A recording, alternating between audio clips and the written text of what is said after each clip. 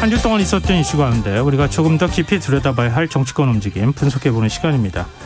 일사 외전 꽉 채워주시는 패널 두 분 나와 계십니다. 배정찬 인사이트K 연구소장 자리하셨습니다. 안녕하세요. 안녕하십니까. 김민하 시사평론가 모셨습니다. 안녕하세요. 안녕하세요. 네.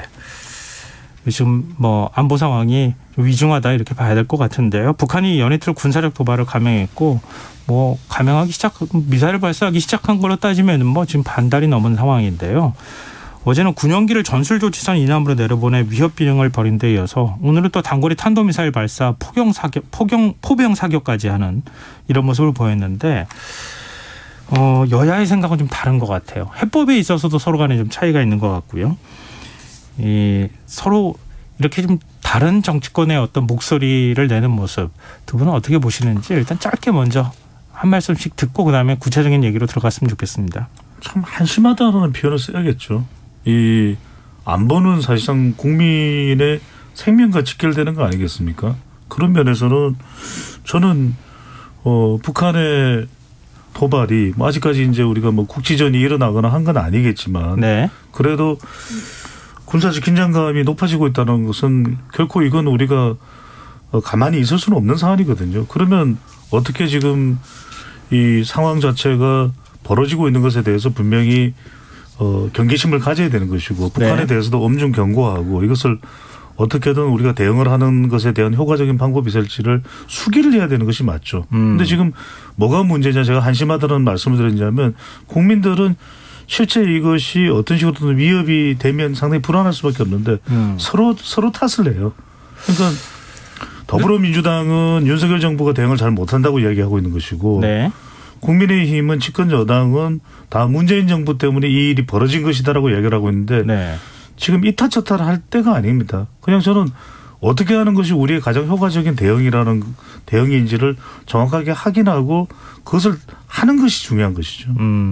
말씀하신 것처럼 뒤를 돌아보고 과거에 있었던 일을 자꾸 지금 얘기하고 있는데 지금 발생하고 있는 현재와 또 앞으로 발생할 미래일에 대해서 논의해야 되는 것 아니냐 이런 지적하고 또 하나는 사실 한편으로 그런 생각도 들어요. 이럴 때 이런 위기 상황이 발생하면 대통령이 먼저 야당에 손을 내밀어야 되는 거 아닌가 이런 생각도 들거든요. 그렇죠. 지금 같은 상황에 그러니까 북한만 문제가 아니고 사실은 외교 안보 문제가 지금은 경제 문제로까지 이어지고 있는 그런 세상이 된 거 아니겠습니까? 네. 전반적으로 다 위기거든요. 지금 북한이 이렇게 포를 쏜 것도 있지만 예를 들면은 미국이 중국의 대중국 반도체 규제 이런 걸 하면서 우리 기업들도 영향을 받는 거고 이런 것들이 한 덩어리로 지금 굴러오고 있는 상황에서는 대통령이 어쨌든 지금 여러 가지 정치적인 문제들이 산적해 있지만 이런 것들은 얼마든지 양보할 수 있고 야당과 협의할 수 있다. 다만 정말 이 외치의 문제에서는 우리가 한 목소리를 내고 협조할 필요가 있으니 안보와 경제에 있어서는 협조를 해달라. 나머지는 다 양보할 수 있다. 네. 민생을 위해서는 못할 게 뭐가 있느냐. 이런 메시지가 저는 필요하다고 생각을 합니다. 실제로 그렇게 되든지 안 되든지 간에. 그렇죠. 예. 근데 지금은 이제 그런 목소리가 좀 없는 상황이 좀 유감스럽습니다. 근데 지금 이제 여당 일각이라고 사실 일각이라고 표현하기도 좀 그런데 왜냐하면 네. 정진석 비대위원장을 중심으로 해서 의원들이 자꾸 목소리를 내고 있기 때문에요. 전술핵 재배치 문제 얘기를 하고 있고요. 그다음에 9.19 군사합의는 물론이고 1991년 남북 비핵화 공동선언까지 무효화해야 한다 이런 목소리를 내고 있거든요. 굉장히 강경한 목소리라고 볼 수 있는데 여기에 대해서 야당 입장에서는 또 반대 비판적인 목소리를 내고 있고요. 이런 여당의 태도를 어떻게 보시는지. 방금 전에 이제 김성환 진행자께서 정말 중요한 말씀을 주셨습니다. 네. 김대중 전 대통령이나 김영삼 전 대통령이 정치적으로는 대결할 때도 있었지만 안보에 대해서는 그래도 현직 대통령의 의사와 의견을 존중하고 서로 또 힘을 합하는 그런 모습을 저는 기억을 하고 있거든요. 네. 김대중 전 대통령은 우리가 햇볕 정책 잘 알고 있습니다. 하지만 김영삼 전 대통령의 대북 정책에 대해서 사사건건 간섭하고 방해놓고 하지는 않았습니다. 우리는 그 또 한 예가 처칠과 또 애틀리의 경우도 있거든요. 2차 대전에 공동 내각을 구성했던 서로 보수당이고 노동당이면 앙숙이죠. 네. 그러니까 지금 무슨 말씀을 제가 드리고 싶냐면은 이때 서로 머리를 맞대고 지혜를 구해야 되는데 일종의 우리가 이 정치적인 단계가 중요하다라는 얘기를 할 수밖에 없는 것이 정진석 비대위원장이 사실상 마지막 카드 수준의 근접한 정도의 발언을 한 겁니다. 그러니까 네. 9.19 군사합의는 물론이고 지난 노태우 정권 때의 남북 비핵화 공동선언 이건 저는 기억조차 못했어요.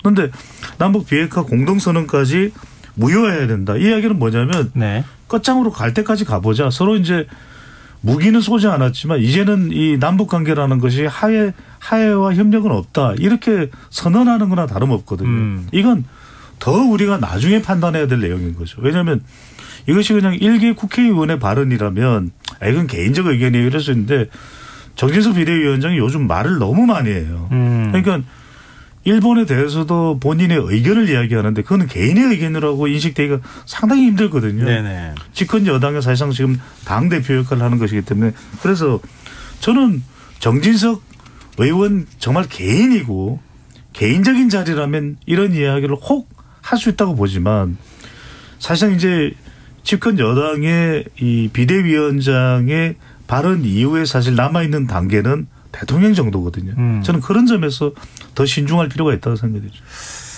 뭐 정진석 비대위원장 말씀도 해주시긴 하셨지만 일단은 뭐 과거에도 우리 핵무기 뭐 독자 개발하자 뭐 이런 주장도 있기도 했었잖아요. 보수정당 내에서는 이번 같이 북한이 이렇게 군사도발을 감행하고 있는 상황에서는 어떤 방식으로든 대안이 필요하지 않느냐. 그게 핵 전술핵 재배치든 간에 아니면 어떤 방식으로든 뭐 지금 전술핵 재배치라고 하는 것도 굉장히 이 기술적인 문제, 디테일한 내용들이 많이 포함되어 있기는 하지만 어찌 됐든 뭔가 우리가 핵으로 지금 우리를 위협하는 상황에서 공포의 균형이라도 맞춰야 되는 것 아니냐. 이런 지적에 대해서 어떻게 보세요, 김민하 평론가께서는? 그게 이제 뭐 지금 많이 나오는 지적이 북한이 어쨌든 핵실험을 하고 이 전술핵 수준에서도 지금 얼마든지 자신들이 전술핵 무기를 사용할 수 있도록 준비를 하고 있고 그걸 위해서 아무튼 뭔가를 하겠다라고 이미 김정은 위원장이 얘기한 바 있기 때문에 네. 그래서 이른바 핵균형을 맞추기 위해서라도 우리가 어떤 이 종류든 어떤 수단으로든 간에 우리도 핵무장을 해야 된다라는 얘기죠, 결론적으로는. 네. 근데 그게 뭐 층위는 있는 것 같습니다. 지금 말씀하신 대로 자체 핵무장이 필요하다라고 얘기하는 사람도 있고요. 예를 들면 김기현 의원이나 그런 분들이 얘기하는 거는 마지막 선택지이긴 하지만 자체 핵무장도 필요하다는 취지에 가깝고 지금 정진석 비대위원장 얘기는 뭐 이 남북 비핵화 공동선언 무효화를 얘기하긴 했지만 결국은 그게 전술핵 재배치 얘기거든요. 네. 전술핵을 재배치하려면 이걸 무효화해야 됩니다. 예. 그렇기 때문에 전술핵 재배치라는 한정으로 모이는 건데 그런데 저는 여당의 대표격인 정진석 비대위원장이 이 정도 얘기를 하는 것은 제가 볼 때는 대통령하고의 어떤 교감이라든가 또는 대통령이 갖고 있는 어떤 의사에 대해서 코드를 맞추는 차원이 아니면 이렇게 얘기할 수 없다고 봅니다, 저는. 어떤 부분에서 코드를 맞춘다고 보세요? 저는 윤석열 대통령 차원에서 그게 전술핵 재배치든 아니면 지금 이제 좀 얘기가 나오고 있는 확장 억제 강화를 통한 사실상의 이제 핵 공유든 어떤 수준이든 맞춰야 된다. 북한이 핵을 가진 상황하고 우리가 핵을 가진 상황하고 이 의지가 있기 때문에 저는 여당이 코드를 맞춘다고 보거든요. 그리고 이게 지금 당권 경쟁 레이스가 시작됐기 때문에 더 강한 목소리로 예를 들면은 김기현 의원이라든지 또는 안철수 의원이라든지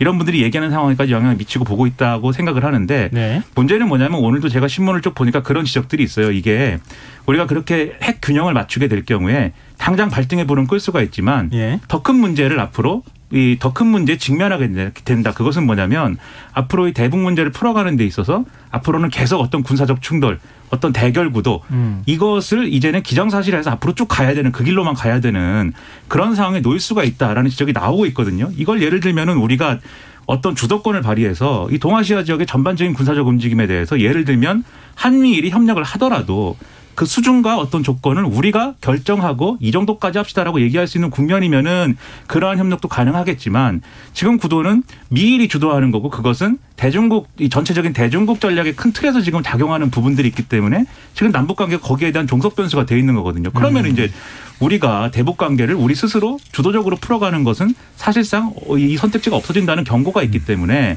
그런 경고를 좀 이 생각을 해서 당장은 그러한 어떤 강대강의 대치 국면이 불가피하더라도 플랜 B, 플랜 C를 마련을 해놓는 게 저는 중요하다고 생각하는데 그런 주장이나 그런 움직임이 여당과 대통령실과 정부에 없어서 상당히 우려가 됩니다.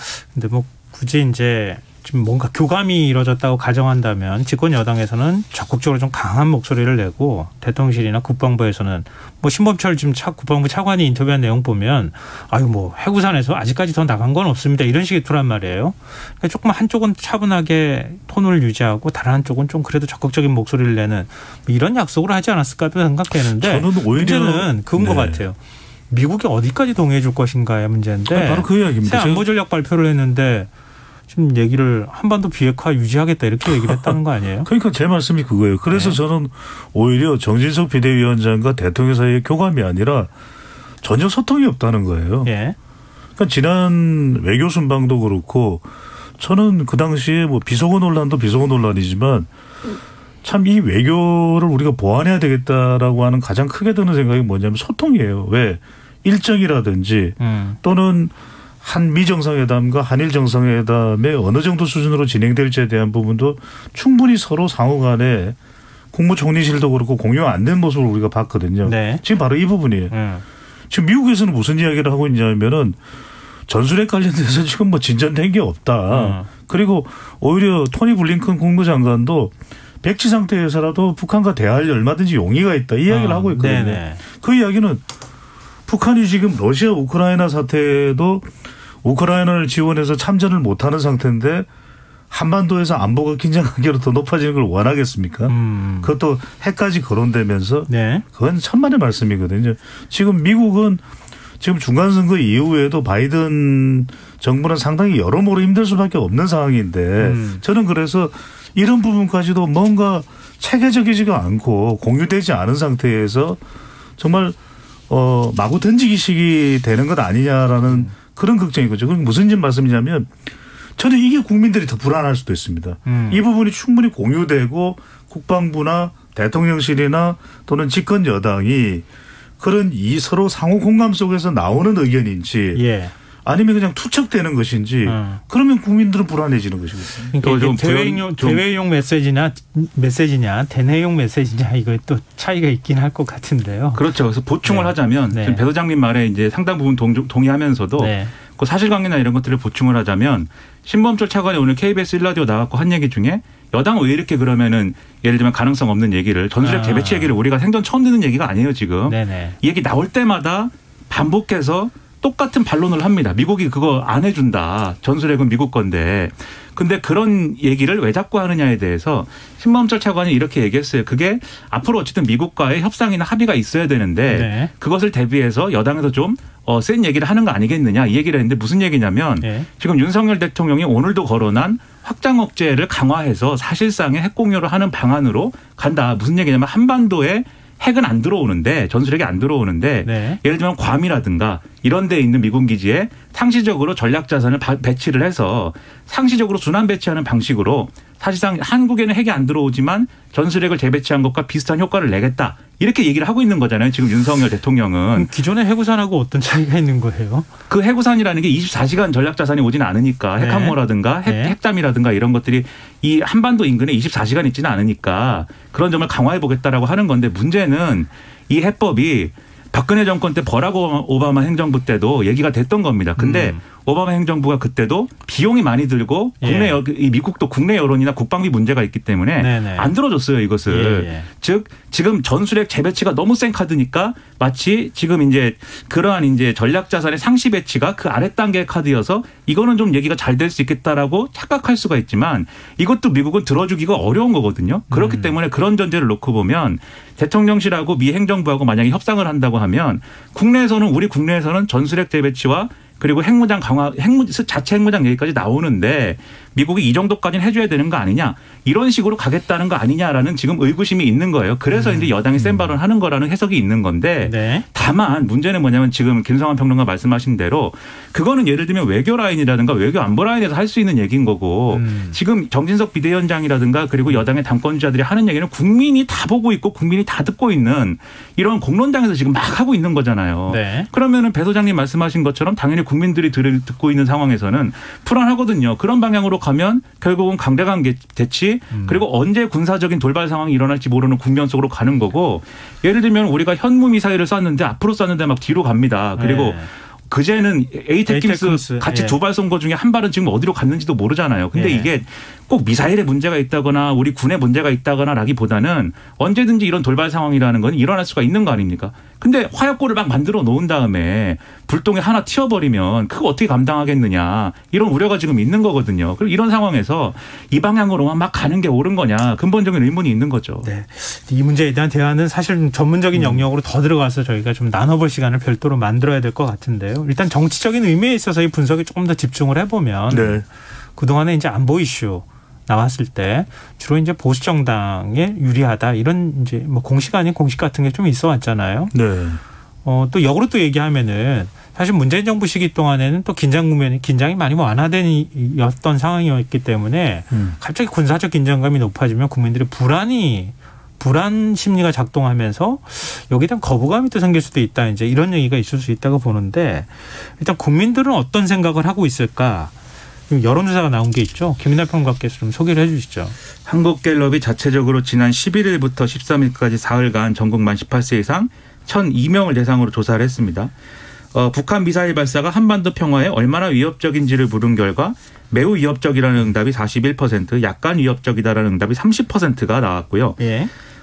여기 이 수치에 대해서 갤럽은 이게 과거에 북한이 핵실험 직후에 우리 국민이 느꼈던 위협성 수준에 육박하는 수치다라고 분석을 하고 있는 상황입니다. 그러니까 지금 상황에 대해서 상당히 위기감이 높다는 거죠. 그런데 이 전술핵 재배치 등의 주장이 거론되는 거에 대해서 평화 외교적 해결책을 찾는 노력을 해야 된다라는 응답이 전체의 67%, 아니다 군사적인 해결책이 필요하다는 응답은 전체 25%로 나타났거든요. 네. 그러니까 강대강 대치냐 아니면 뭔가 대화를 시도하는 거냐의 문제에 있어서는 우리 국민들은 뭔가 대화를 시도해야 되지 않을까라는 쪽에 좀 쏠려 있다라고 볼 수가 있는 것이죠. 네. 그리고 또 하나 북핵 위협에 대응하기 위해서 일본과 군사협력이 필요하냐라는 질문에 대해서 필요하다는 응답은 전체 응답자 49%, 불필요하다라는 응답은 44%였다는 건데요. 굉장하네요. 네. 자세한 내용은 중앙선거 여론조사 심의 홈페이지를 참조하시면 되겠습니다. 배종찬 소장께서 분석을 좀 해 주시죠. 그렇습니다. 이 이제 대통령 지지율보다도 이번 주에 가장 중요한 이슈는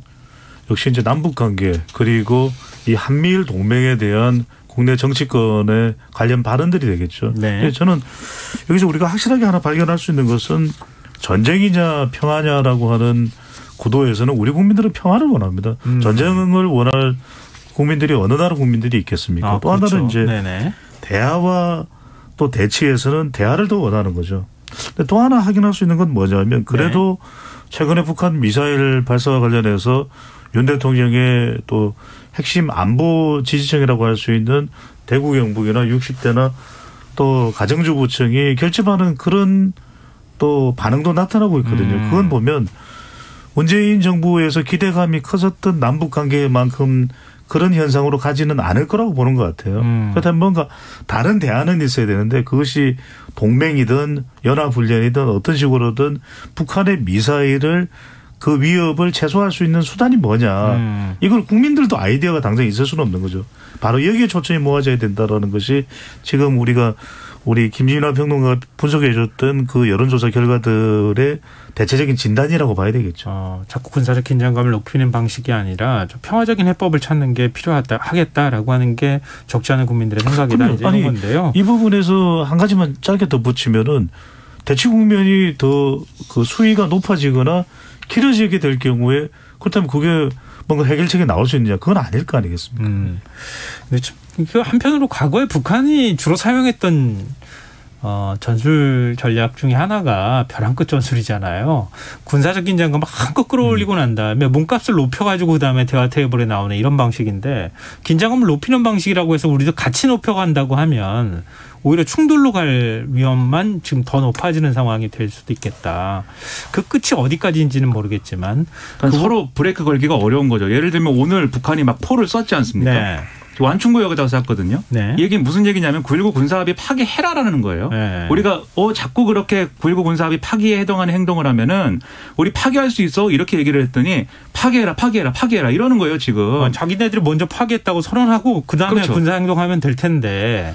이미 뭐 선언을 한 것 같기도 하고 아무튼 막 이러고 있는데 그러면 예를 들면 우리가 이미 우리도 시작을 한 거 아닙니까? 파기한다 이렇게 얘기했는데 저쪽에서 더 세게 나오면 네. 우리는 더 센 얘기를 해야 되잖아요. 또 그렇죠. 그렇게 그러니까 계속 서로 이걸 계속 이 대응 수위를 높여가는 그 방법밖에 없는 상황으로 가면 안 됩니다. 왜냐하면 지금 여론조사에서도 드러났듯이 국민들은 일시적으로는 단기적으로는 우리가 좀 강원 전략에서 강한 전략을 쓸 수도 있다고 보는 거예요. 그래서 일본과도 협력하고 뭔가 이렇게 그래서 군사행동도 하고 그럴 수 있는데 그 결과로 북한이 미사일 발사를 안 하고 뭔가 대화 테이블로 나오고 뭔가 해결이 되는 방안으로 가면 국민들은 지지하고 이게 맞다라고 할 겁니다. 근데 계속 서로 강대강의 대치 국면만 올려가가지고 이게 뭐 미사일을 뭐 1년 내내 쏜다 이러면 국민들이 이건 답이 아닌 것 같다라고 생각하기 쉬운 그런 여론이 이미 조성이 돼 있다는 거죠. 이걸 잘 봐야 된다고 봅니다. 미사일 1년 내내 쏘면 바닥나요. 그렇죠, 물론. 네. 그 쉽지 않은 일인 것 같은데 참 어렵습니다. 남북 관계가 지금 전후 한 70년 동안 이렇게 꼬여온 관계인데 풀기도 참 어렵고 어려워요. 네, 참 어려운 문제인 것 같습니다. 좀 화제를 좀 바꿔보죠. 감사원이 어제 서해 공무원 피격 사건에 대한 중간 감사 결과를 발표를 했는데요. 논점은 여러 가지가 있을 것 같아요. 일단 감사원 감사 결과에 대해 한두 분의 생각을 좀 듣고 싶습니다. 배종찬 소장께서. 네. 결국에는 감사원의 중간 발표이긴 한데 우려됩니다. 왜? 또 정쟁으로 치달을 수밖에 없는 상황이겠구나. 왜냐하면은 지난 정권의 안보실장, 국정원장, 또 통일부 장관, 또 해경청장을 이제 검찰에 수사 요청을 한 상태 아니겠습니까? 네. 그리고 문재인 전 대통령에 대해서는 충분하게 수사되지 않았기 때문에 발표를 안 한다고 한 것이고 결국에는 2년 전에 있었던 2020년이죠. 있었던 일에 당시에 관련된 기관들의 그 당시의 발표와 지금의 발표가 다른 거고 즉 윤석열 정부에서 주장하고 또 수사를 하는 방향으로 나갔던 그대로 또 이제 중간 결과 발표가 났고 또 이 과정에서 뭐 유병호 사무총장이죠. 예. 또 문자 논란도 있었고 하기 때문에 이걸 저는 아주 순수하게 감사원의 독립적이고 객관적인 발표라고 보기는 어려울 거예요. 그러면은 그러니까 국민들이나 정치적인 성향에 따른 인식을 말씀드리는 겁니다. 네. 그렇게 되면 이건 저는 중간 발표지만 매우 꼼꼼한 향후 조사가 이루어져서 최종 발표가 나지 않는다면 또다시 더 거센 정쟁의 경랑 속으로 들어갈 수밖에 없는 상황일 것으로 보입니다. 네. 김민하 평론가요. 저는 뭐 이게 유족들이 이 진상규명을 원하고 있기 때문에 어떤 방식으로든 진실이 밝혀져야 되고 진상규명에 최선을 다해야 된다고 생각을 하는데요. 그 점에서 이제 감사원의 중간 조사 결과 발표를 보면은 아주 크게 나누면은 쟁점 두 가지인 것 같아요. 첫 번째는 그 당시의 상황에서 이 피살된 공무원을 구조하기 위한 노력을 이제 최선을 다했느냐의 문제가 있을 텐데 그게 어쩐 내용이든 간에 어쨌든 국민 생명을 잃었으니까 그렇죠. 근데 이제 최선을 다한 거냐 못한 거냐라는 것은 사실은 좀 어떤 그 상황을 같이 봐야 되는 맥락도 있고 또 최선을 다하지 못한 것이 반드시 이제 법적 책임의 대상이냐 이런 것도 의문일 것 같고 근데 이제 감사원 조사 결과만 놓고 보면 그 부분은 아직까지도 의문이 좀 있다고 봐요. 그래서 이게 최선을 다하지 결과적으로는 최선을 다하지 못한 결과가 됐지만 이게 어쩔 수 없었던 것인지 아니면 무슨 다른 맥락이 있는 것인지는 추가로 뭐 수사를 하든지 뭐 해야 될 것 같고 그다음에 이 이후에 이제 결국은 최선을 다하지 못한 결과에 대해서 예를 들면 보고서를 삭제한다든지 이 내용을 뭐 축소 은폐한다든지 그리고 월북이 아닌 것 같은 정황도 있는데 그것은 빼고 판단했다든지 뭐 요 부분이 있는 거 아니겠습니까? 네. 요 부분은 감사원의 조사 결과를 보면은 그거는 그 조사 결과만 놓고 보면은 그 내용만 보면은 그건 이 법에 소지가 있거든요. 그럼 이런 부분들은 앞으로 법적 책임을 가려야 될 문제인 것 같고 그래서 이렇게 둘로 나눌 수가 있을 텐데 근데 저는 이런 문제는 굉장히 조심스럽게 접근할 수밖에 없는 게 결국은 결과가 정치적 논란에 휩싸인 상태에서 나오면 그 논란만 남고 유족들은 진상규명이 충분치 않다고 느끼는 상황 속에서 이 진상규명 자체가 실종됩니다. 그러면 감사원이 정치적 논란을 최소화하는 방식으로 이 문제를 소화를 해야 되는데 지금 그렇지가 않아요. 왜냐하면 중간조사 결과를 발표하는 것 자체가 이것이 매우 이례적인 거죠. 그렇죠. 검찰 수사가 진행되는 상황에서 이런 발표를 하는 것 자체가 이례적이고 그리고 이게 오히려 두 가지 해석이 있는 것 같아요. 이게 검찰의 수사의 과정을 놓고 보면은 예를 들면은 이렇게 미리 수사 대상자나 이런 것들을 다 감사원이 찍어버리면 그 사람들이 예를 들면 증거인멸이나 이런 거를 할 수 있는 건데 예를 들면 이게 언론 플레이 이상의 의미가 있느냐 이렇게 보는 시각이 있고 또 반대쪽에서는 감사원이 검찰이 확보할 수 없는 다양한 것들을 왜냐하면 감사원이 뭐 감사할 때는 영장 청구하거나 그런 게 없잖아요. 이미 그래서 광범위하게 수집할 수 있도록 귀를 터준 거 아니냐. 이 두 가지 시선이 있는데 그 두 가지 시선 모두가 사실은 정치적 논란을 예고하는 내용이거든요. 그러니까 이게 피했어야 되는 사안을 굳이 이 섣불지고 불에 들어간 것 같은 결과가 됐다라고 저는 생각을 합니다. 네, 뭐 여기에 대해서 정책 해석을 어떻게 하느냐, 감사원 감사가 적절했느냐 아니냐 이런 논쟁으로 가다 보면 뭐 굉장히 얘기가 좀 넓게 벌어질 것 같은데요. 이거 하나씩만 좀 간단하게 질문드려서 답변을 좀 듣고 싶은데, 문재인 정부에서 월북 추정이라고 하는 월북을 했다고 판단했던 판단 근거가 몇 가지가 있잖아요. 그러니까 일단 부유물을 붙잡고 있었고 구명조끼를 입고 있었던 상태였다. 북측에 발견이 됐을 때. 그리고 SI 특정 정보라고 하는 그러니까 첩보를 통해 가지고 받아들인 뭐 감청 정보라든가 이것들 통해 가지고 우리가 확보한 정보 안에 월북할 의향을 표현했다. 그리고 이거 국내 한국에 남쪽에 있을 때 남한에 있을 때 무슨 신용불량이 있거나 도박을 했다거나 이런 개인적인 사적인 문제가 있었다. 이렇게 크게 세 가지였던 것 같아요. 근데 감사원이 감사 결과 이번에 발표하면서 얘기를 했던 게 월북 의사가 없었다고 하는 점을 지금 뭔가 명확하게 조사하지 못했다고 하는 언론의 지적이 있으니까 더 그 부분을 강조했던 것 같은데, 중간에 어느 선박인가 구조했다가 그랬다가 다시 지금 북쪽으로 넘어간 거 아니냐. 어떤 사유인지 모르겠지만 그 구명조끼에 한자가 쓰여져 있고 붕대가 감겨져 있었다. 발견 당시에. 이건 어떻게 봐야 됩니까? 그 모든 게 의문인 것이죠. 월북 의사가 없었다고 유일하게 지금 제시한 감사원의 근거처럼 보이기도 하거든요. 근데 그게 꼭 월북 의사가 없었다를 반드시 이 논란이 없는 방식으로 증명할 수 있는 사안이냐, 그것은 이해가 안 돼요. 왜냐하면 구조가 됐다라면 제가 이게 사망한 분의 명예도 있고 해서 함부로 얘기하기 어려운 겁니다만, 네네. 구조가 됐고 월북 의사가 없었다라고 하면은 그 중국 어선을 통해서 사실은 남쪽으로 왔어야죠. 그랬을 가능성도 있어야 되는 거 아닙니까? 그런데 다시 바다로 뛰어들 사람이 없겠죠. 그러니까 그런 한다면. 방식은 아니어야 되는 거잖아요. 네. 그런데 이게 반드시 이렇게만 얘기할 수 없는 게 그 전후에 무슨 일이 어떻게 일어났는지를 지금 모르지 않습니까? 네. 왜 그분이 중간에 그러한 배에 구조가 됐더라도 왜 결국은 북한해 안에서 발견이 돼서 북한 군인에게 결과적으로는 월북을 하겠다라고 말을 하였는가. 이 전후의 맥락과 사정이 지금 감사원 조사 결과로도 안 밝혀지는 거거든요. 검찰 수사로는 밝혀질까요? 그 모든 내용이? 저는 좀 의문이 있거든요. 그런데 그렇다고 하더라도 진상규명을 위해서는 최선을 다해야 되고 정치적 논란을 최소화해야 되는데 최선을 다하는 것도 의문이고 정치적 논란을 최소화하는 것도 의문이어서 이렇게 갈 수가 있겠는가, 이게. 저는 걱정이 너무 많이 됩니다. 그래서 사실은 SI 정보 공개해야 되는 거 아니냐 뭐 이런 얘기가 나왔던 거 아니겠어요? 이거는 이제 스페셜 인텔리전스와 관련된 경로가 이제 노출되는 거에 대해서 그 관련된 내용들은 2년 전에도 2022년에도 그 당시는 미래한국당이었나요? 하여튼 그 양쪽 정당이 국회에서 정보위에서 다 확인을 공유했다라고 이야기를 하지 않습니까? 예. 근데 이제 핵심은 이거예요. 지금 많은 국민들도 궁금해하는 거는 뭐냐면 월북이라는 개념을 한번 생각해 보면 북한에 가고 싶어서, 북한이 좋아서, 또는 뭔가 자기 개인적인 문제가 있는데 북한에 뭔가 남한을, 대한민국을 탈출해서 어디론가 갈 수밖에 없어서 여러 가지 이유가 있죠. 몰라요. 아무도 모릅니다. 네. 그러니까 지금 일반 국민들이 궁금한 것도 뭐냐면 우리 이 국적의 선박에서 어떻게 해서 배에서 나와서 표류를 하게 됐고 그 장시간 동안 표류를 했는데 지금 중국 어선이 됐던 그 중간 과정에서 구조가 됐다가 이 구명조끼까지 입고서 또다시 바다로 들어간 그런 사실들도 잘 모르는 부분도 있고요. 네. 그러니까 그런 부분이 명확하지가 않은 거예요. 왜 그 동기가 과연 무엇이었는지. 그러고 난 이후에 이 감청을 통해서 어떻게든 우리가 확보한 그 대화의 내용이 과연 월북이라는 것이 그래 나는 북한에 오기로 했다. 북한 쪽으로 해서 구조됐으면 하는 마음으로 왔다라는 것인지 그 부분이 명확하게 가려져야 되는 겁니다. 명확하게. 그런데 이 SI 정보 공개해도 네.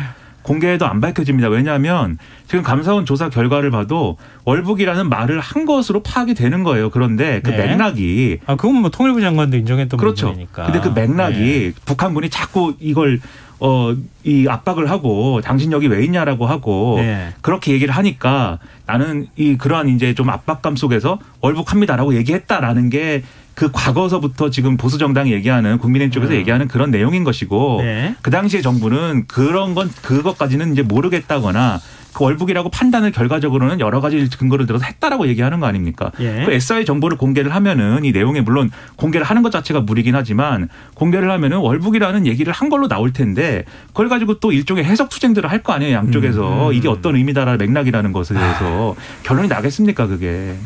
그래도 검찰 수사를 기대해봐야 되는 상황이 아닐까 싶어요. 아직 검찰 수사 결과가 나와보면 좀 더 구체적인 세부적인 정보가 있을지 알 수 있지 않을까 이런 생각이 드네요. 자, 지금 여러분께서는 KBS 라디오 김성환의 시사를 듣고 계십니다. 뉴스와 외전 김민하 시사평론가 배종찬 인사이트 K연구소장 두 분 패널과 함께하고 있습니다.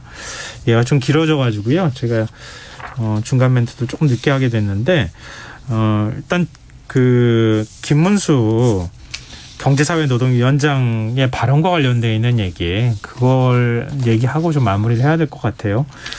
김 위원장의 발언 내용은 아마 제가 굳이 소개 안 드려도 많은 분들이 아실 거예요. 김일성 주의자부터 총살이라는 표현까지 지금 얘기가 나오고 있는 상황인데 윤석열 대통령이 노동 전문가라서 지금 임명을 했다 이런 뜻을 밝혔어요. 출근길 문답에서.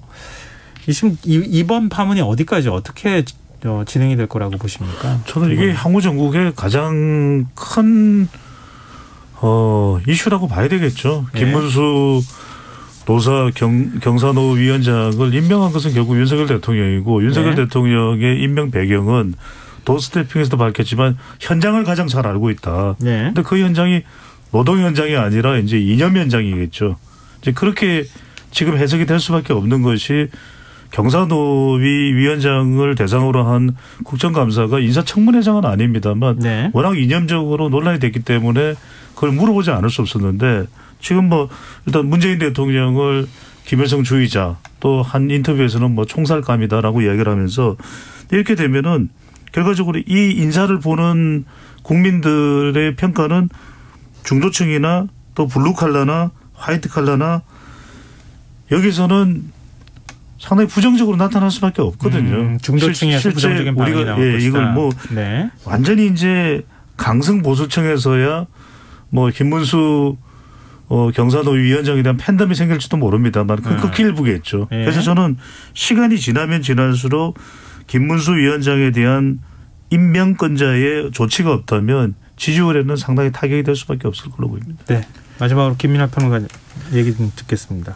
저는 이제 김문수 위원장 발언의 적절성이야 이제 말할 것도 없는 거고요. 부적절한 얘기를 하는 거고 네네. 이런 편향적인 사고를 하는 분이 다른 자리도 아니고 경사노 위원장인 거지 않습니까? 사회 갈등 조정하는 역할을 하는 기관의 장이죠. 그렇습니다. 그러면 이 직책을 어떤 기준으로 어떤 판단의 근거를 가지고 인사를 했느냐 국민들이 궁금할 수밖에 없는데 네. 제가 의문을 가지는 것은 어젠가요? 그젠가 대통령실이 입장을 낸 것은 김문수 위원장 스스로 설명해야 될 기회를 가져야 될 것이다 이렇게 입장을 냈습니다. 예. 근데 보통 대통령실에서 어떤 인사의 부적절한 발언에 대해서 그런 입장을 내는 거는 설명하라는 뜻이에요. 그리고 해명하라 스스로. 예. 해명하지 못하면 그러면 인사조치 있을 수도 있다라는 맥락으로 나오는 반응이거든요. 원래 그런 거는. 예. 근데 오늘 윤석열 대통령의 태도를 보면 전혀 그렇지 않지 않습니까?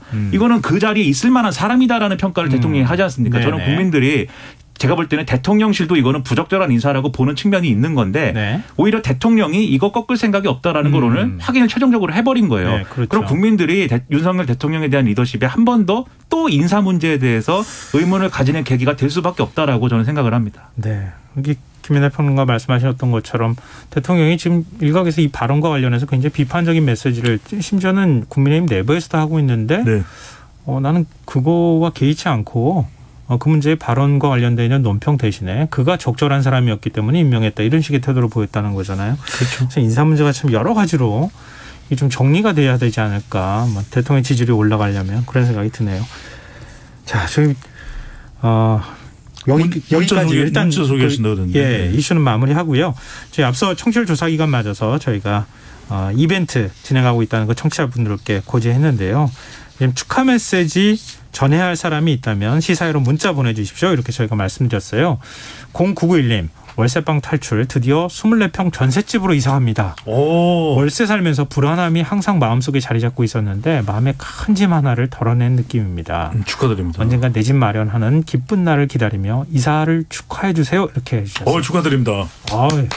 임찬 소장께서 대신 해주셨습니다. 네. 아마 더 좋아하실 것 같아요. 자, 2928님 축하해 주세요. 오늘 드디어 장학금 대출 다 갚았어요. 와! 10년 동안 먹고 싶은 거 사고 싶은 거 참아가며 갚은 거라서 더욱 뿌듯하네요. 야. 이렇게 문자 주셨습니다. 축하드립니다. 남의 일 같지가 않네요. 참. 네. 저도 대출 다 갚았을 때 정말 장학금이 등록금 대출 갚았을 때 너무 기뻤는데 네. 어제 같습니다. 그게. 어제 아니에요? 어제 같습니다. 네. 네. 아 정말 이 짐이 굉장히 컸을 텐데 그 홀가분하게 털어내셔서 얼마나 기쁘실까 이런 생각이 드는데요. 네. 지금 이제 김민하 평론가가 축하해 주셨는데 축하 받을 일이 있죠? 제가요? 생일. 네. 오늘 미역국 드시고 나오셨어요? 미역국은 아니지만 감사합니다. 네, 생일 뭐 거의 다 갔는데 네 감사합니다. 아니, 제가 깜짝 놀랐던 게 청취자분들 가운데 김민하 평론가 생일 축하한다는 메시지 보내시는 분들이 있었어요. 오늘 그럼 신 된 거예요, 신? 아, 감사합니다. 네, 청취자분들께서 김민하 평론가 축하해 주실 메시지 보내주시면 저희가 또 받도록 하겠습니다. 너무 민망하네요. 축하드립니다. 저희가 청취율 조사 기간에 평소보다 많은 분들께 선물 드리는 거 알고 계시죠? 추첨을 통해 3만 원 상당의 치킨 쿠폰 5분께 보내드릴 예정인데요. 좀 넉넉지 않은 주머니 사정으로 축하 메시지 전하시지 못하시는 분들 저희 시사회로 메시지 보내주시기 바랍니다. 문자 주실 번호는 샵 9730이고요. 짧은 문자는 50원, 긴 문자는 100원의 정보 이용료가 부과됩니다. 콩 게시판은 무료로 이용하실 수 있습니다. 자, 오늘 뉴스회전 여기서 마무리하겠습니다. 지금까지 축하받아야 할 김민하 평론가 그리고 배정찬 인사이트 K 연구소장 두 분 패널과 함께했습니다. 고맙습니다. 네, 고맙습니다.